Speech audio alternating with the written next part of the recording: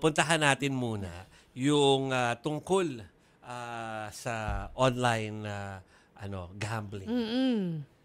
Itong A3 na hindi ko mahanap, pero yung A3 ay tungkol po doon sa naging kagustuhan po ng Senado kahapon. Hindi kagustuhan, inutos nila. Oo. Inutos nila na disengage or unchain. Oo. The-chain. Ano ba tawag doon? Unlink. Unlink, oo. Yung mga mga e-wallets po doon sa yung mga logo po ng mga sugal.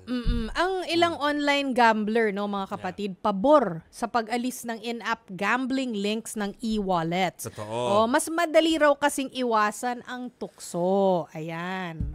Magbabalita po tungkol dyan si Faith Del Mundo. 32 million, ganyan daw karami ang mga Pilipinong nasa hustong gulang na nagsusugal online. Ayon mismo yan sa datos nitong Hulyo ng Philippine Amusement and Gaming Corporation o PAGCOR. Marami sa kanila ang maaapektuhan ng utos ng Bangko Sentral ng Pilipinas na tanggalin ang mga link ng online gambling sa mga electronic e-wallet. Gaya ni Jobey na single mom at aminadong libangan niya ang online sugal. Easy access kasi ito sa kanyang e-wallet app. Mas gusto ko po yun na ganun pa rin na huwag tanggalin. Madali po kasi parang pag cash in mo agad, nandun na kagad sa account. Ang jeepney driver naman na si alias Rico, aminadong pinansusugal niya online ang kinikita niya sa kanyang boundary. Baon na baon talaga. Nasira lang talaga yung hanap buhay ko. Nawala na yung pamilya mo dahil lang sa scatter. Mas mabuti mawala na yung habang buhay. Marami talagang nasisira talaga dyan.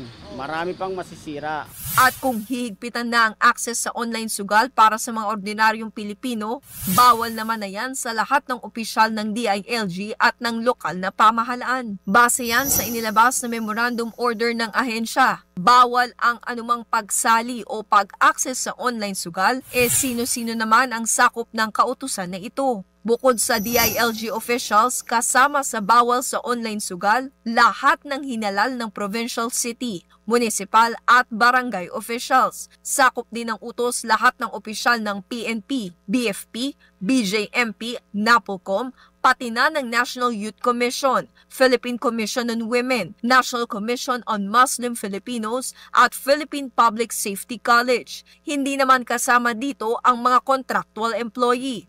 Mahaharap sa kasong administratibo o kriminal ang sinumang lalabag sa utos. Sa kabila nito, aminado naman ng DILG na hindi madaling ipatupad ang utos. It is virtually impossible to police them. Dapat may self-limiting ang mga heads of office na yung mga sites na yan ay hindi na pwede pumasok sa Wi-Fi system ng building. Okay, so at least yung mga datos na ibinigay si F. Pero alam nyo, iginigiit po ni PAGCOR Chairman and CEO Alejandro Tenco na dapat daw ay maging balanse ang pagtugon sa online gambling.